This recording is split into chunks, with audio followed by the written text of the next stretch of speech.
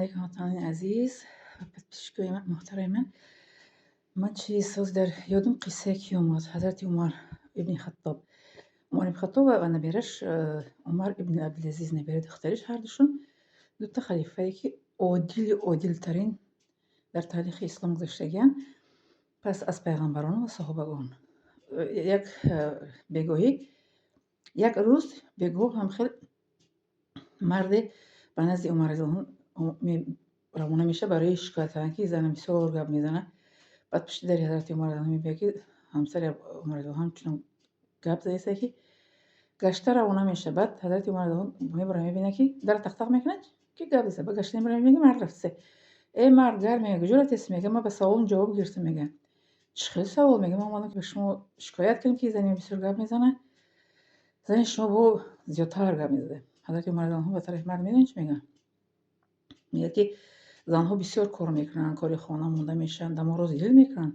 Рози дили ҳамсаротонро гӯш кунед, ба ҳамсаротон, ба оилатон бирасед. Мегӯяд ҳозир дар замони мо ҳам ҳаст, дар замони мо ҳеҷ кас хали нест. Равоншиносон ҳамаи одамо мегӯянд ки мард бояд аз зан рози дил кунад, рози дили шавҳарта гӯш кун, шавҳарта бояд ки дилша гӯш кунӣ, шавҳарта бояд дилша биёвӣ.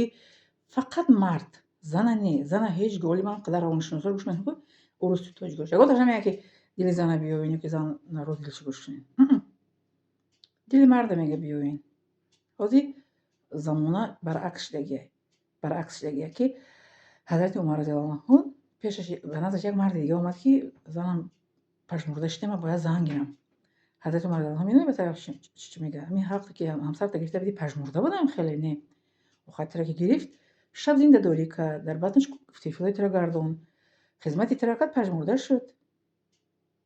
Зани дига намегирӣ, ҳамин занта нигоҳу бин мекунӣ, ба занотон бирасед. Мега ҳамсаротон бирасед, ҳамсаротонро азиз доред. Мега боз як шаби дига дар шабҳо гашта ва ҳазрати Умар разиаллоҳу анҳу чӣ мекард?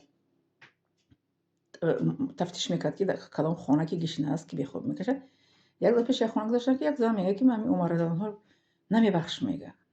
Мега шавҳари ман мега дар чи аста? Мега шавҳарам нест, чанд моҳ шуд. Баъд мебиёяд аз духтарашон Ҳафса мепурсанд.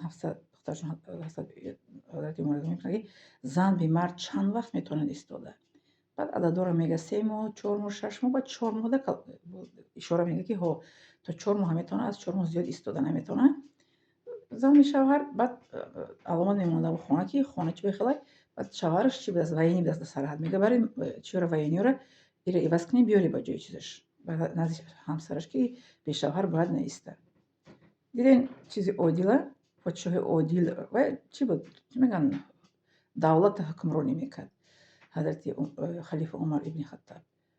Аз ҳама чӣ бохабар буд. Шавҳари зана гирифт овард, ҷошуда дод. Мардака гуфт ки бара занта эҳтиром кун, мардаки дигарига ҳам хеле гуфт. Диден чӣ хел зана дар ислом эҳтиром мекунанд. Аммо ҳозир мутаассифона дар асли 21 ҳама ҷор мезананд ки зан шавҳарро эҳтиром кун, зан шавҳарро гӯш кун, рози дили шавҳарро гӯш кун, лекин ҳеҷ кас намегӯяд ки рози дили зана гӯш кунед.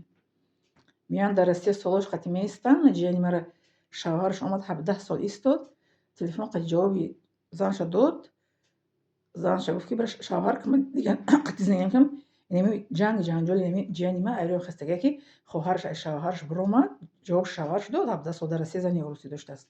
3 сол ябор меомад, 4 сол ябор меомад, бо ҷияни пеш шавҳараш омад, боз ҳавои ӯ Россия ба ӯ нашуд, фақат приступ меқапид, нафасаш мегирифт ҷияни мара. Баъд чӣ кор кард сенози ҷиянам акош ҳам хоҳара киштаниян, ҳам мара. Барое ки ба шавҳараш ҷавоб дод, шавҳар кард. Барое ки ман гуфтам хоҳаратонро назанед, ба худкушӣ наравад, ба сари очат даст набардод, ба сари тағоид. Да плани хоҳарашонро марам дуроварданд. Хоҳарашон аввал гуфтанд ки мекушем. Бо мара да барои куш кардагиян. Киштан нака ба дасти шумо монда, ҷони одамро гирифтан ба дасти шумо монда. Намурдем, хел ба ин вақтам гуфти кампир мусофидои хел замонам расидем ки ноадолатӣ. Абинед ки Умар ибн Хаттоб чӣ гуна одил буданд. Подписаться кунӣ ва лайк мондан ва поделиться фаромӯш накунӣ. Миннатдорам аз диққататон.